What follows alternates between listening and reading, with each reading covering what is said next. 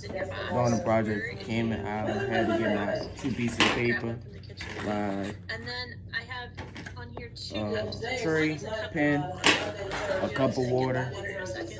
And one is what we call our rain cup. So that's a cup that I took my pencil and I poked some holes in the bottom of it. This is what we're going to use to rain over our bottle. Now I gotta get a cup Have and your poke holes in it. materials, go ahead and poke some holes in the bottom of one of those paper cups.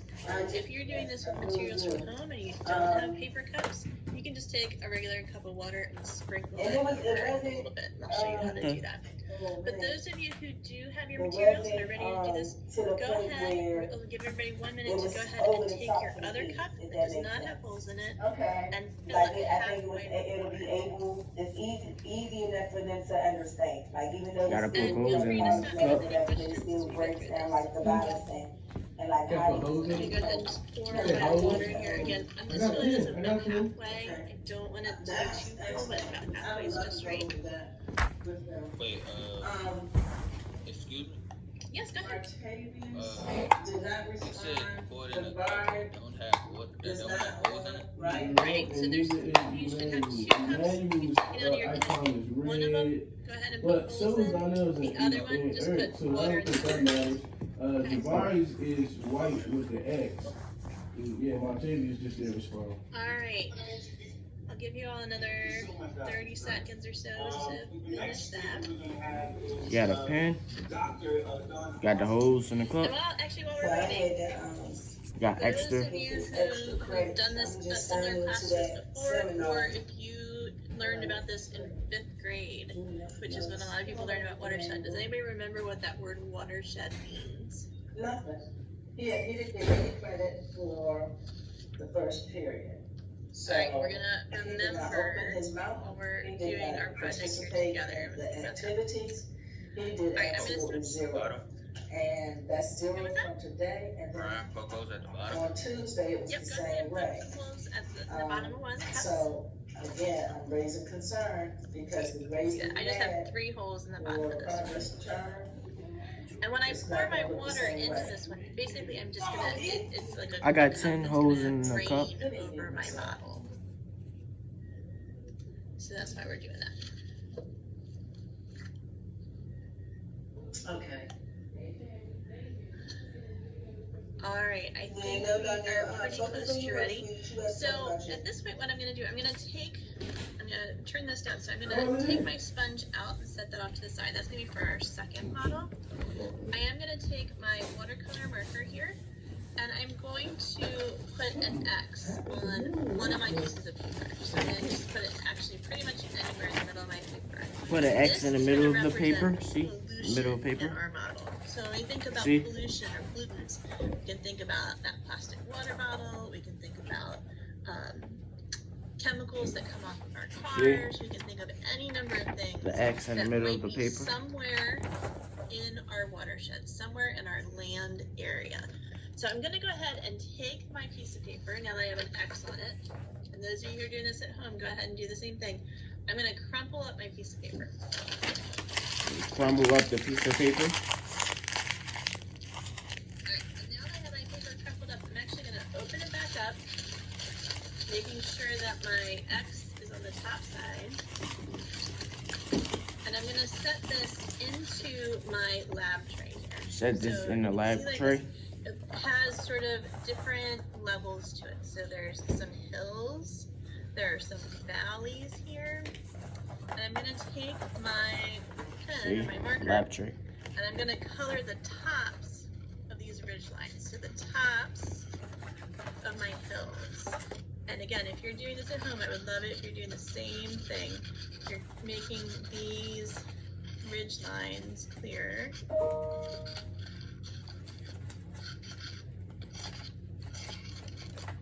And when we're thinking about this as a model, this is very similar to what happens on landforms.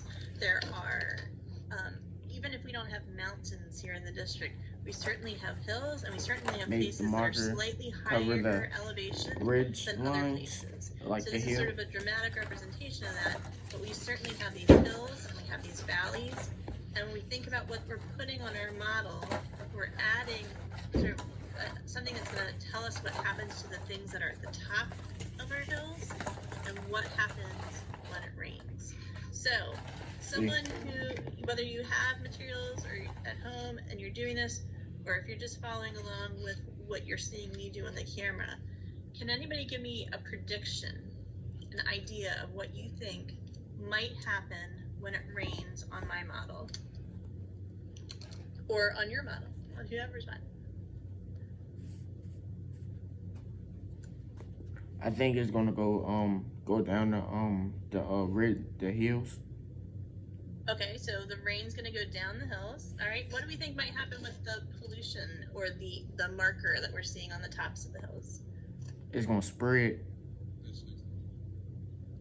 All right, so possibly that it'll spread down the hills or spread around on the hills.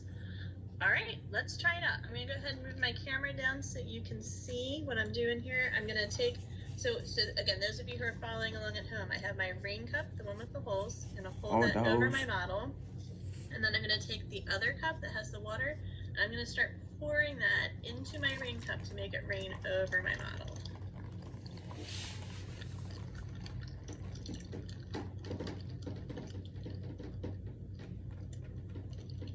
And then just a second, I'm gonna ask for everybody's observations of what they can see here.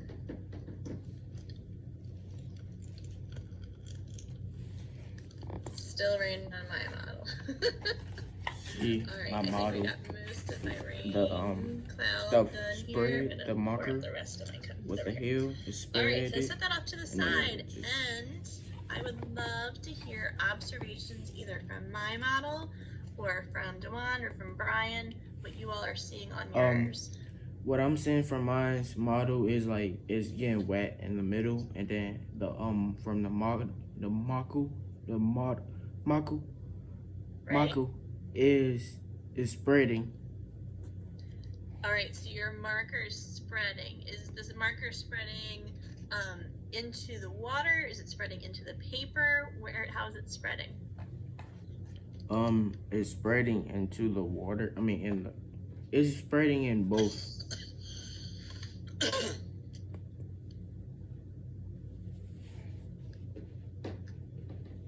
It's just spreading all over.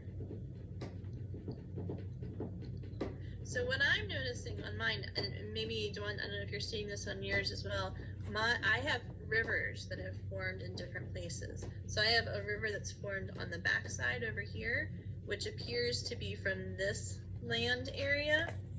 I also have a river that's formed on this side that is from this land area. And when we think about a watershed, these are actually two different watersheds, at least on my model. So this whole area here drained into this river. So this whole watershed area, this whole land area is the watershed for this particular body of water. When I think about a watershed, I'm talking about the entire land area that drains to a particular body of water. So this watershed over here is separate. This watershed might be what we think of when we talked on Monday, we talked about, or actually just showed you, the Anacostia River and the Potomac river So in this there, watershed in the over water. here flows into the Anacostia. This watershed over here flows into the Potomac. But you know what? Somewhere further, maybe down on the line, both of those rivers come together. And so they're actually end up being of the same watershed, of the Chesapeake Bay watershed. So everything that happens on the land here affects this particular body of water. Everything that happens on the land here affects that particular body of water, and eventually it's going to affect larger and larger bodies of water as well. Are there any other observations or other questions that people wanted to share based on what they just saw in this model?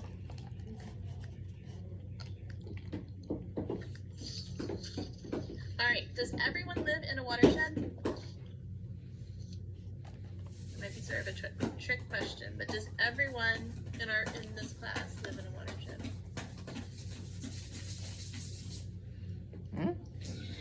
Yes, we all live in a watershed. No matter where we live, if it rains where we live, that water is going to flow to another place.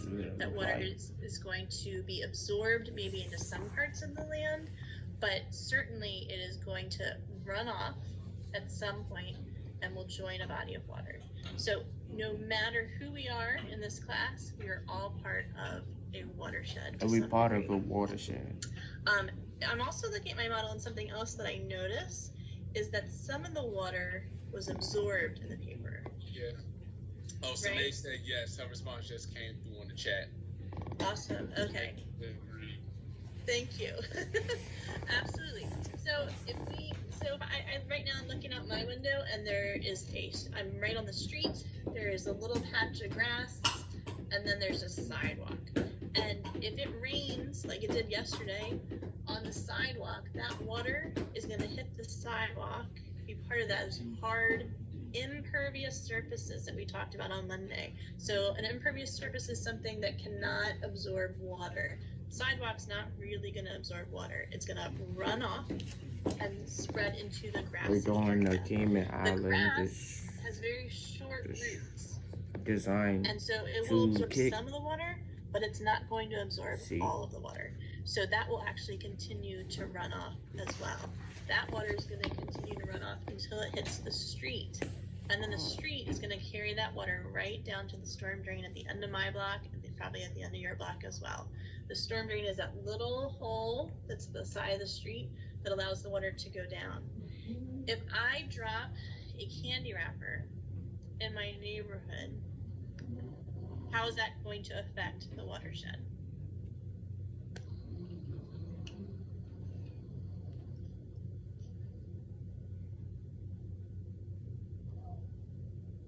All right, I'm going to move my model over here to this side so we can think about this a little bit. Actually, for those of you who are doing this at home, before you move your model to the side, go ahead and pour the water that's in your tray back into that cup that had the water. So I'm going to go ahead and just pour mine here so I don't spill any of the water when I move this to the side. I want to show you on the map here a little bit. So I had to pour the water in back to the cup so it won't spill everywhere. See, here So go the if water. I am in my neighborhood and I drop that candy wrapper in my neighborhood, Water. See. as I mentioned, and as we've now seen in our model, if that pollution moves with stormwater runoff, if that moves with the water that's running off when it rains, when it runs off the land, it's going to run directly into this Anacostia River. I live a block away from the Anacostia River, so my storm drain goes right into the river. If you live a little further out from the river, maybe your water or your storm drain goes directly to a stream. But in any case, whatever comes off of your street goes right into the Anacostia River. There's no filter, there's no grate, there's nothing that's going to keep whatever's in there out. So that's going to end up in the Anacostia River. So my candy wrapper that I've dropped out here is going to run down the river, and then it's going to meet up with the Potomac River.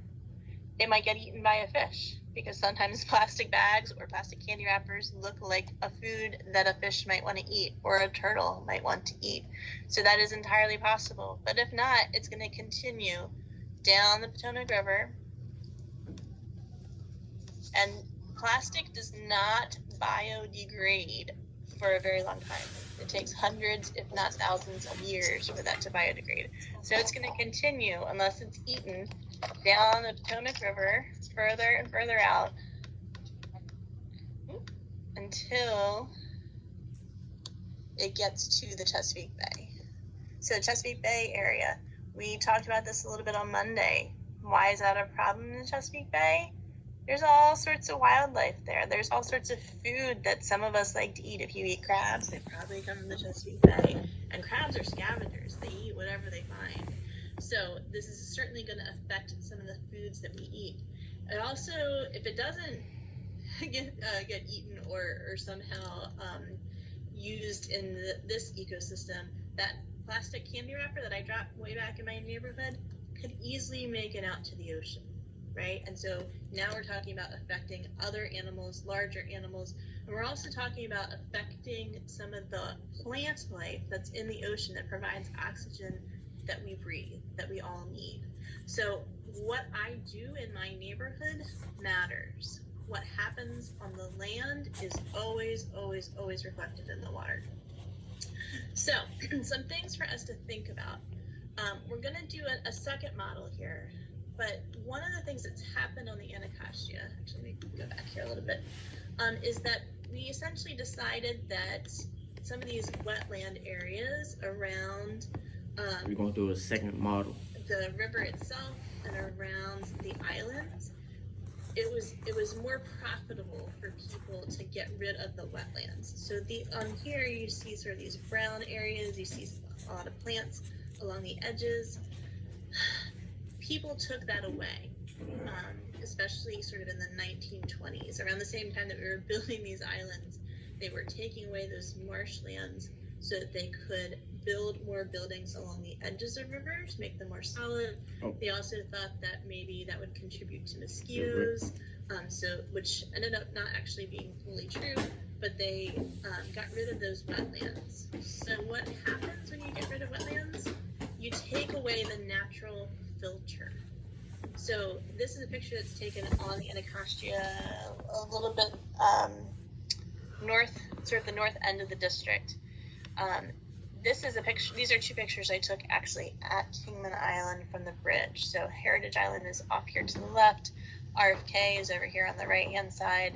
And these wetland areas were replanted in the last 20 years. So this side is actually all done by students.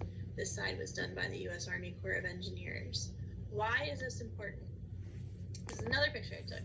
This is also at Heritage Island. If you look closely here, there's actually a water bottle that's tucked in the plants there. These are plants that will only grow in water, but they act as a natural filter for pollution. So sometimes they stop physical things. They stop those physical bottles that we can see from making it to the water because they block the path. Other times, though, they will absorb the chemicals that maybe are coming through the runoff into the river. They're actually able to absorb some of those things before it makes it to the water. So these natural filters exist, and humans took them away. Humans are starting to recognize that that's had a terrible impact on the river. That's part of why the river got so bad in the last 100 years. But we're starting to fix it. We're starting to recognize that. So replanting some of these natural filters. The other thing is that people are building these other kinds of filters. So we looked at this a little bit on Monday, and we're gonna watch some videos and explore these a little bit more next week. But this is a filter that is a trash trap. So essentially these arms on either side direct any trash that's floating along the stream into a cage here, and where those things are collected. So it's not a perfect system. Every time we have a big rain like we did yesterday, people have to come out and clean this out for the next big rain, but it works. And obviously there's a lot of things that are getting collected and caught in here, but there's also some natural things that are caught here. You can see a big tree branch that ended up in this one. So there are things that humans are doing that are not perfect, but certainly are an improvement over what we have done. So let's make another model to really think about how maybe some of these chemical pollutants would be caught in a filter in this way. So again, if you have your materials, go ahead and take back out your aluminum tray. Your water, my water has turned a lovely shade of blue because it has some of that marker in it from before, and that's fine. We're gonna go ahead and leave that there. Coach, I just got you a text. If you have your box, you're probably gonna want to use your box actually to prop up your model this time. I was on Teams with you We're yesterday. gonna be thinking specifically about filters and just sort of one part of our watershed. We saw in our previous model that the watershed, essentially the water moves downhill.